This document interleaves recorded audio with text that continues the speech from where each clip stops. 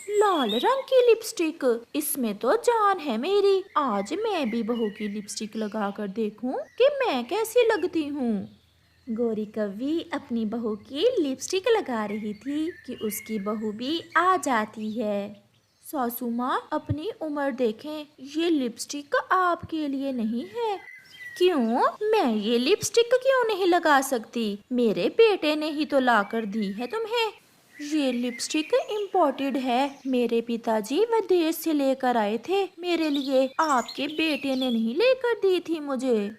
आज आ लेने दो मेरे बेटे को, मैं देखती हूँ तुम्हें। तुम्हारी जबान कुछ ज्यादा ही चलने लगी है। मैं भी अब अपने बेटे की दूसरी शादी करके रहूंगी, ऐसे सीधी नहीं होगी तुम। उठो जग्गू, उठो। मैंने तुम्हें भोजन ढूंढने का कहा था और तुम यहाँ सोए हुए हो। पिताजी, मैं थक गया था और मैं थोड़ी देर के लिए सो गया। थोड़ी देर नहीं, शाम हो गई है। चलो अब घर चलें। फिर कालू कौवा और उसका बेटा जग्गू कौवा अपने घर चले जाते हैं। आ गया मेरा बेटा। जग्गू मेरे बेटे, आज फिर तुम्हारी पत्नी ने मेरी बहुत इंसल्ट की। माँ, क्या हुआ? बेटा, मैंने उसकी थोड़ी सी लिपस्टिक क्या लगा ली, हजार बातें सुनाई है बहू ने मुझे, और मुझे अपने कमरे से बाहर निकाल दिया। माँ, बग्गी है कहाँ? मैं अभी पूछता हूँ उसे। नदी पर पानी पीने गई है। मैंने भी सोच लिया है, मैं अब अपने बेटे की दूसरी शादी करके रहूंगी। दूसरी शादी? हाँ हाँ माँ, आप मेरी दूसरी शादी ही कर दें। ऐसे ये बग्गी नहीं समझेगी। सच ही तो कहा था बहू ने। अपनी उम्र देखो और शौक देखो। क्या जरूरत है तुम्हें बहू की चीजों को छेड़ने की? और जिसकी दूसरी शादी तुम करने का सोच रही हो, ये तो एक को कमा कर खिला नहीं सकता, फिर दूसरी को कहाँ से खिलाएगा? मैं हूँ ना, जब तक मैं हूँ मेरे बेटे को कोई काम करने की जरूरत नहीं है। गोरी की बहू भी घर आ जाती है। बग्गी, तुम्हारी सासू माँ तुम्हारे पति की दूसरी शादी करने वाली है। अगर इतना ही बहू से प्यार है तो इसे अलग घर ले दो। मैं तो अपने बेटे की दूसरी शादी करके रहूंगी। ये सब सुनकर गोरी की बहू रोने लग जाती है।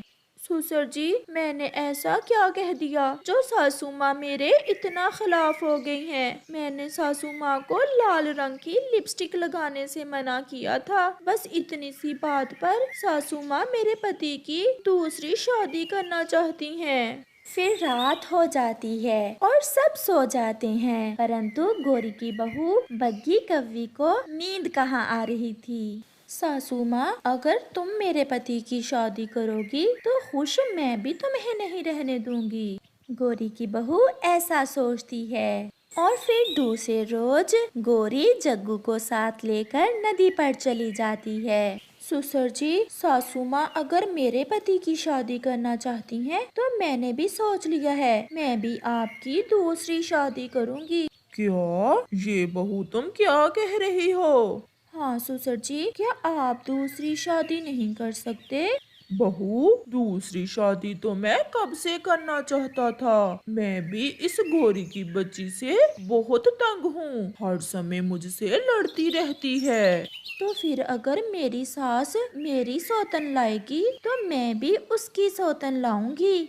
हेलो बुलबुल दी, कैसी हो? मैं अपने बेटे जग्गू की दूसरी शादी करना चाहती हूँ, क्या कोई रिश्ता है? हाँ हाँ, मेरा तो काम ही यही है। मेरे पास दो कवियाँ हैं, वो दोनों ही शादी करना चाहती हैं। मैं कल उनमें से एक को आपके घर भेज दूंगी। दूसरी तरफ गोरी की बहू भी बुलबुल के शादी दफ्तर फोन करती है। बुलबुल दी, मेरे ससुर जी हैं, उनकी पत्नी बहुत लड़ाई करती है उनसे और वो दूसरी शादी करना चाहते हैं। बहुत अमीर है मेरे ससुर जी, क्या आपके पास कोई रिश्ता है? हाँ, अभी अभी गोरी कव्वी का फोन आया था। एक रिश्ता उसने भी अपने बेटे के लिए मांगा है। आप एड्रेस बताएं, मैं एक कव्वी को आपके पास भी भेज दूंगी। बुलबुल दी, आप दूसरी कव्वी को भी गोरी के घर ही भेज दें। मैं गोरी की बहू ही बोल रही हूँ। कालू कौवा भी बहुत खुश बैठा हुआ था और उसका बेटा जग्गू भी अपनी दूसरी शादी के लिए बहुत खुश था। माँ, वो कौवी कब आएगी? वो कौवी आने वाली ही होगी। फिर गौरी के घर पर दस्तक होती है। लो आ गई जग्गू, मेरी नई बहू आ गई। मेरा नाम चिंकी है और मुझे बुलबुल ने भेजा है। और मेरा नाम पिंकी है, मुझे भी बुलबुल ने ही आपके घर भेजा है। नहीं नहीं, मैंने तो एक ही कौवी को बुलाया था अपने बेटे जग्गू को दिखाने के लिए, और दूसरी को मैंने बुलाया है अपने ससुर जी को दिखाने के लिए। क्या ये तुम क्या कह रही हो? जो आपने सुना सासू माँ जी, अगर आप मेरे पति की दूसरी शादी करोगी तो मैं भी आपके पति की दूसरी शादी करूँगी। फिर वो दोनों कवियाँ घर के अंदर आ जाती हैं। कालू, ये बग्गी क्या कह रही है? ठीक ही तो कह रही है मेरी बहू। मैं क्यों नहीं दूसरी शादी कर सकता? मैं कौन सा बूढ़ा हो गया हूँ? पिंकी, आपको बुलबुल ने कालू से मिलने के लिए भेजा है ना? हाँ हाँ, मुझे ही कालू जी से शादी की बात करना है और मैं जग्गू से मिलने आई हूँ। फिर कालू कौवा और उसका बेटा जग्गू कौवा अपनी अपनी कवियों के साथ बाहर चले जाते हैं। मेरी पत्नी हर समय मुझसे लड़ाई करती है, मैं इसलिए दूसरी शादी करना चाहता हूँ। मेरे पास सब कुछ है, बस आप जैसे सुंदर कौवे की जरूरत थी जो अब मुझे मिल गया है। अब मेरी जिंदगी खुशियों से गुजरेगी। दूसरी तरफ चिंकी कौवी जग्गू से कहती है, जग्गू जी, कहीं ऐसा न हो कि आपको अपनी पहली पत्नी से फिर से प्यार हो जाए और आप मुझे छोड़ दो। मेरी माँ को मेरी पहली पत्नी बहुत बुरी लगती है, इसीलिए मेरी माँ मेरी दूसरी शादी करना चाहती हैं। तो फिर कल आप दुल्हा बनकर बुलबुल मैडम के ऑफिस आ जाना और मुझे बिहा कर ले आना। मुझे तुम बहुत अच्छे लगे हो। कालू जी, मैं कल तुम्हारा इंतजार करूंगी। बड़ी लाल पगड़ी पहन कर आना। मैं दुल्हा बनकर बहुत सुंदर लगता हूँ, कल तुम मुझे पहचान नहीं सकोगी। घर में बैठी गौरी और उसकी बहू एक दूसरे को घूर घूर कर देख रही थीं। और फिर गौरी अपनी बहू से कहती है, बहू, हम दोनों एक दूसरे को नीचा दिखाने के लिए अपने अपने पतियों को खो देंगी। सासू माँ, इसकी शुरुआत तो आपने ही की है। ये पति तो दूसरी शादी के लिए तैयार बैठे होते हैं। मैंने एक बार ससुर जी से शादी की बात की, वो तो खुश हो गए। बहू, क्यों ना हम आपस में सुलह कर लें और अपने अपने पतियों को दूसरी शादी से रोक लें। सासू माँ, चलो, कहीं ऐसा ना हो कि समय गुजर जाए और हम अपने पाँव पर खुद ही कुल्हाड़ी मार लें। फिर वह बाहर निकलती हैं। आप दोनों इकट्ठी, ये कैसे हो सकता है? क्योंकि ससुर जी, हम दोनों में अब सुलह हो गई है और हम आप दोनों को दूसरी शादी नहीं करने देंगे। नहीं, ऐसा नहीं हो सकता। पिताजी, इन दोनों में फिर से लड़ाई करवा दो। चल कालू, सीधे से घर चल, नहीं तो एक लगाऊंगी। और जग्गू जी, अब सासू माँ मुझे रोकेगी नहीं। अगर दूसरी शादी का नाम लिया तो कच्चा चबा जाऊंगी। फिर वह दोनों बाप बेटा अपने अपने अरमान दिल में लिए वापस घर लौट जाते हैं और उनकी पत्नियां उनके पीछे पीछे थीं। टन्नू कबूतर और लूसी कबूतरी की बेटी का नाम लकी था, जिसका रंग काला था। काला रंग होने के कारण जो भी लकी का रिश्ता देखने आता वो ठुकरा कर चला जाता। अब तो लकी के मम्मा पापा को अपनी बेटी की बहुत चिंता होने लगी थी। लकी के पापा, अब तो मुझे बाहर जाने में भी बहुत शर्म आती है। सभी पक्षी मेरा मजाक बनाते हैं। न जाने हमारी बेटी की शादी होगी भी या नहीं। आप लकी को लेकर ज्यादा चिंतित ना हुआ करें। अभी उम्र ही क्या है हमारी बेटी की, और हमारी बेटी कौन सा बूढ़ी हो रही है। आप देखना, कोई ना कोई अच्छा रिश्ता मिल जाएगा हमारी बेटी के लिए। फिर मम्मा और पापा कबूतर ऐसे अपनी बेटी की बातें करते करते सो जाते हैं। लकी अभी सोई ना थी, वो तो अपनी आंखें बंद किए लेटी हुई अपने मम्मा पापा की बातें सुन रही थी। माँ, मेरा रंग काला है, इसमें मेरा क्या दोष है? मैं बहुत बुरी हूँ ना? मेरी वजह से आपकी पूरे जंगल में बहुत बेइज्जती होती है। दूसरे रोज लूसी नदी पर बैठी हुई थी कि वहाँ गौरी कव्वी आती है। लूसी, मैं आपको ही ढूंढ रही थी। क्या हुआ गौरी बहन, क्या बात थी? लूसी, एक तोता है, मेरे पास में ही घर है उस तोते का, वो शादी करना चाहता है। मैंने तुम्हारी बेटी की बात की थी उससे। हाँ गौरी बहन, बहुत अच्छा किया आपने, हम भी अपनी बेटी की शादी करना चाहते हैं। तो फिर मैं उसे ले आऊं? वो शादी से पहले एक बार देखना चाहता है अपनी होने वाली पत्नी को। ये सुनकर लूसी खामोश हो जाती है। मैं बात कर रही हूँ, क्या बात है? आप खामोश क्यों हो गई हैं? नहीं नहीं, ऐसे ही मैं कुछ सोचने लग गई थी। आप ले आए उसे, मैं भी घर जाकर अपनी बेटी को तैयार कर देती हूँ।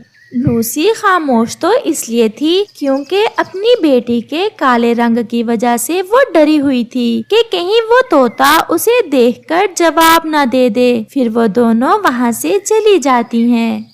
लकी मेरी बेटी, जल्दी से तैयार हो जाओ, और हाँ, ये मेरा हार आप पहन लो। मम्मा, क्या हुआ? क्या जाना है हमने कहीं? नहीं बेटी, गौरी कव्वी एक तोते को साथ लेकर तुम्हें देखने आ रही है। और अगर माँ, वो तोता मेरा रंग देखकर मुझे नापसंद कर गया तो आप फिर से मुझे ही बुरा भला कहने लग जाएंगी। नहीं बेटा, मेरी बेटी काली जरूर है, परंतु मन की काली थोड़ी है। आप जल्दी से तैयार हो जाएं। फिर लक्की जल्दी से तैयार हो जाती है। गौरी कव्वी भी उस तोते को साथ लेकर आ जाती है। गौरी बहन, आप तो बहुत जल्दी आ गईं। हाँ, मिट्ठू ने दूसरे जंगल जाना था किसी काम से, इसे जल्दी थी। क्या इस काली कबूतरी से गौरी आंटी आप मेरी शादी करने वाली हैं? मिट्ठू, लकी काली जरूर है, परंतु इसे सारे काम आते हैं। इसे भोजन की खोज भी आती है, और मेरी बेटी को पक्का घर बनाना भी आता है। तेज हवा में भी उड़ सकती है मेरी बेटी।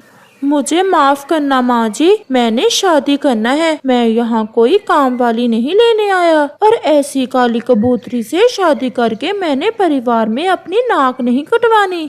ऐसा कहते हुए वो तोता वहाँ से चला जाता है। माँ, मैंने कहा था ना कि आप उसे ना ही बुलाएं। अब आप खुद भी सारी रात रोएंगी और मुझे भी रुलाएंगी। क्या जमाना आ गया है? हमारे जमाने में तो बेटियों की शादी करते समय केवल यही देखा जाता था कि उसे कोई काम करना आता है या नहीं। अब के पक्षी तो रंग, चाल ढाल सब देखते हैं। अच्छा लूसी बहन, अब मैं चलती हूँ, अगर कुछ बुरा लगा हो तो मुझे माफ करना। नहीं गौरी बहन, हम बेटियों वालों को ऐसी बातें तो सुनना ही पड़ती हैं। काली जो हुई मेरी बेटी, पक्षी बातें तो करेंगे ही। फिर गौरी भी वहाँ से चली जाती है। लूसी, अब मैंने फैसला कर लिया है, मैं अपनी बेटी की शादी ही नहीं करूँगा। 2 दाने ही तो खाती है मेरी बेटी, ये कौन सा मुझ पर बोझ है? लकी के पापा, दानों की बात नहीं है, जब बेटियों की शादी की उम्र हो जाए तो सोचना तो पड़ता ही है। लकी तो रोए ही जा रही थी। माँ, अब तो मैं अपना भोजन भी खुद ले आती हूँ, मैं रोज रोज ये सब नहीं देख सकती। अब आप किसी को भी मेरे रिश्ते के लिए घर पे ना बुलाना। ऐसा कहते हुए लकी वहाँ से चली जाती है। वो बहुत भोजल मन के साथ उड़ती हुई जा रही थी कि घने जंगल के बीच उसे जमीन पर कोई बड़ी चीज नजर आती है। लकी तुरंत वहां आती है। वो तो एक हवाई मोटर गिरी पड़ी थी जिसमें एक बहुत सुंदर पक्षी घायल पड़ा था। आप ठीक तो हैं? हाँ, मैं ठीक हूँ, मेरा पंख यहाँ फंसा हुआ है। फिर लकी उस पक्षी को वहाँ से बाहर निकालती है। आपका बहुत बहुत धन्यवाद जो आपने मेरी मदद की। क्या आप इसी जंगल में रहती हैं? मैं यहीं रहती हूँ। आपके चोट आई है, आप मेरे साथ मेरे घर चलें, मैं आपके जख्म पर पट्टी बांध देती हूँ।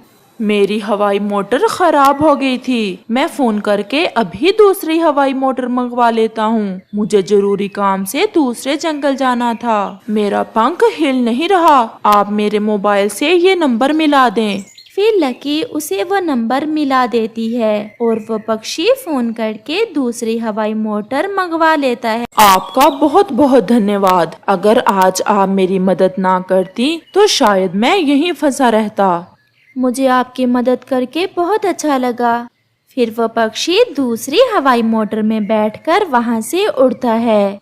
अरे ये क्या, इस बैग में क्या है? ये बैग तो वो पक्षी यहीं भूल गया। फिर लकी तुरंत वो बैग उठाकर हवाई मोटर के पीछे उड़ती है। सुने सुने, आप कुछ भूल गए हैं, ये बैग आपका। वो पक्षी हवाई मोटर रोकता है। मैं अपना बैग वहीं भूल गया था। इसमें तो मेरे सारे कारोबार के पैसे हैं। दुर्घटना के बाद आप घबराए हुए थे ना, इसलिए आप ये अपना बैग भूल गए। आपका नाम क्या है? लकी, लकी है मेरा नाम। आप जैसा ईमानदार पक्षी मैंने पहले कभी नहीं देखा। मैं फिर आपसे जरूर मिलूंगा। अभी मुझे जल्दी है। ऐसे वो पक्षी फिर से उड़ता है। लकी भी अपने घर चली जाती है। बहुत अच्छा किया बेटी, जो आपने उस पक्षी की मदद की। और माँ, उस बैग में तो ढेर सारे रुपए थे। वो बहुत अमीर पक्षी था। हमें क्या लालच बेटी उसके रुपयों का। आपने उसकी मदद की, बहुत अच्छा किया। जो दूसरों की मदद करता है, भगवान भी उन्हीं की मदद करता है। अब जल्दी से मेरी बेटी की कहीं अच्छी सी जगह पर शादी हो जाए, बस यही एक इच्छा है मेरी। माँ, फिर वही बात, मैंने नहीं करनी शादी वादी। मैं हमेशा अपनी मम्मा के पास ही रहूंगी। ऐसे ही कुछ दिन गुजर जाते हैं। फिर एक दिन वही पक्षी हवाई मोटर में बैठकर उस जंगल में आता है। वो नदी पर रुकता है। सुने जी, हमें लकी कबूतरी के घर जाना है। क्या काम है आपको उनसे? वो तो गरीब कबूतर हैं और आप तो बहुत अमीर पक्षी दिख रहे हैं। हमें कोई जरूरी काम है। तो मुझे भी साथ ही बैठा ले, मैं ले जाती हूँ आपको उनके घर। मैं उनकी पड़ोसन ही हूँ। ये तो बहुत अच्छा हुआ जो आप मिल गयी। तो फिर आप आए, हमारे साथ ही बैठे। ऐसे गोरी कौवी उन्हें साथ लेकर लकी के घर की तरफ जाती है। मैं इन्हें साथ ही ले आई। ये मुझसे आपके घर का रास्ता पूछ रहे थे। लकी, ये मेरी मम्मा है। नमस्ते माँ जी। नमस्ते बेटी, आपकी आवाज कितनी मीठी है। बहन जी, आपसे कुछ मांगने आई हूँ मैं। मांगे मांगे बहन जी, हम गरीब आपको क्या दे सकते हैं। मैं आपकी बेटी को अब अपनी बेटी बनाना चाहती हूँ। मेरे बेटे को आपकी बेटी पसंद आ गई है और मेरा बेटा शादी करना चाहता है आपकी बेटी से। ये सुनकर लकी तो शर्मा जाती है। लकी, आपको कोई एतराज तो नहीं है?